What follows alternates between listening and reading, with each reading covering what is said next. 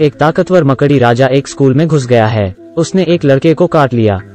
लड़का गंभीर हालत में है। उसके चेहरे में काफी गहरे निशान हैं। दरअसल जियान बचपन से मकड़ियों को पसंद करता था। वो मकड़ियों के बारे में जानने के लिए हमेशा उत्साहित रहता था। उसे एक मकड़ी वाले सर्कस के बारे में पता चला। उस रात वो और उसका दोस्त सर्कस शो देखने गए। इस सर्कस का जादूगर काफी अजीब करतब दिखाता है। उस जादूगर की सहायिका अपने हाथ से जादू करती है। वहाँ एक 2 पेट वाला आदमी भी है और अजीबोगरीब लड़कियां भी होती हैं जो मोटी दाढ़ी बढ़ा सकती हैं। और भी आश्चर्यजनक, एक आदमी एक बांसुरी से एक रंगीन जहरीली मकड़े को कंट्रोल करता है। इस समय एक लापरवाही के कारण मकड़ी जियान के ऊपर गिर जाती है, लेकिन वो उससे डरता नहीं है। उसे यह मकड़ी अच्छी लगी। स्पाइडर भी उसे पहली नजर में प्यार करने लगता है। जब शो खत्म हो जाता है वो स्टेज लाउंज में घुस गया।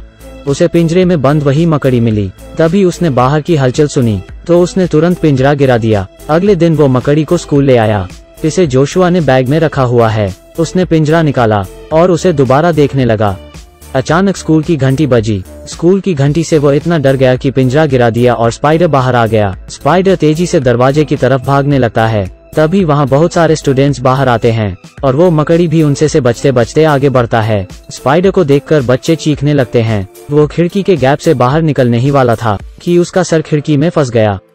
जोशुआ ने खिड़की को नीचे खसकाने का प्रयास किया। वो दरअसल उसे मारना चाहता है, लेकिन मकड़ी उसके कब्जों में आ गई और उसके चेहरे पर रेंगने लगी। लड़का काफी डरा हुआ है।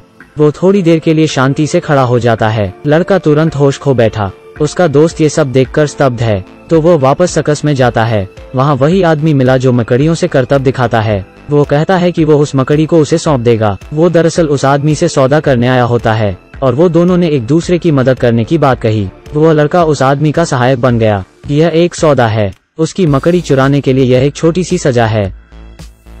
अब उस लड़के की उंगलियां कट गईं। उन्होंने कुछ रिचुअल किए और जोशुआ बच गया। इधर जियान को भी हमेशा लगता है कि उसके शरीर में कुछ गड़बड़ है। सुपर पावर होने के अलावा उसे मांस खाने की इच्छा होने लगी। उसने अपनी बहन की ही गर्दन को देखकर उसे खाने की इच्छा महसूस की। इससे वो बहुत डर जाता है, तो वो जाकर उसी सर्कस के आदमी से मिलता है। उसने अपनी स्थिति के बारे में बताया। हालांकि उस आदमी ने उसकी बातों में ज्यादा ध्यान नहीं दिया। वो कहता है कि अगर उसे उसके परिवार की रक्षा करनी है तो उसे उन्हें हमेशा के लिए छोड़ना होगा। इसलिए उसने अपने माता पिता को अंतिम विदाई दी। फिर उसने उस आदमी की दी हुई दवाई पी ली। उसका शरीर तुरंत सुन्न हो गया। आदमी उस लड़के का इन सब चीजों से ध्यान भटकाने की कोशिश करता है और उसकी गर्दन तोड़ देता है। अगले दिन उसके अंतिम संस्कार में जोशुआ अपने दोस्त को देखकर काफी निराश होता है और वो मोबाइल फोन को हमेशा के लिए उसे सौंप देता है। लड़के के परिवार वाले उसकी मौत से काफी दुखी रहते हैं। हालांकि ताबूत के अंदर वो लड़का अभी भी जिंदा है और उसके दोस्त के फोन से खेल रहा होता है। यह अब तक का सबसे अजीब अंतिम संस्कार है। सब रो रहे हैं और मातम मना रहे हैं और लड़का ताबूत में जिंदा है, क्योंकि यह एक नकली अंतिम संस्कार है। अब वो बेसब्री से इंतजार कर रहा है कि कोई उसे खो दे। इस तरह इसने रात गुजारी। वो सर्कस का आदमी उसकी कब्र खोदने लगता है और अंत में उसे बाहर निकालता है। वो उसे अपने अड्डे में ले जाता है।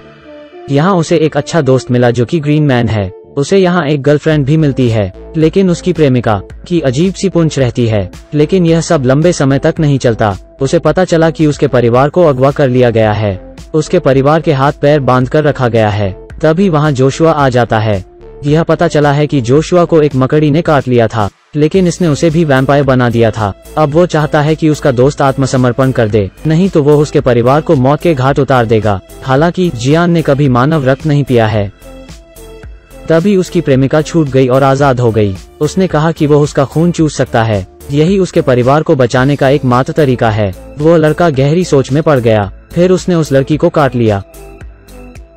दोनों लड़कों के बीच लड़ाई शुरू हो गई। जल्द ही लड़के ने जोशुआ को हरा दिया, लेकिन उसे अंत में अपने दोस्त में दया आ जाती है। उसने आखिरकार अपने दोस्त को एक आखिरी मौका दिया। उसने शर्त रखी कि आगे वो किसी को नुकसान नहीं पहुंचाएगा। सौभाग्य से जोशुआ इस बात पर सहमत हो गया। आखिरकार वो फिर से कैंप में लौट आया। वो अपनी गर्लफ्रेंड के साथ सुखी जीवन व्यतीत करने लगा। हालांकि उसकी पूंछ अभी भी काफी अजीब है। तो यह रही आज की कहानी। उम्मीद है ये आप सभी को अच्छी लगी होगी। मजेदार कहानी देखने के लिए लगातार हमसे जुड़े रहे। लाइक और फॉलो करें। धन्यवाद।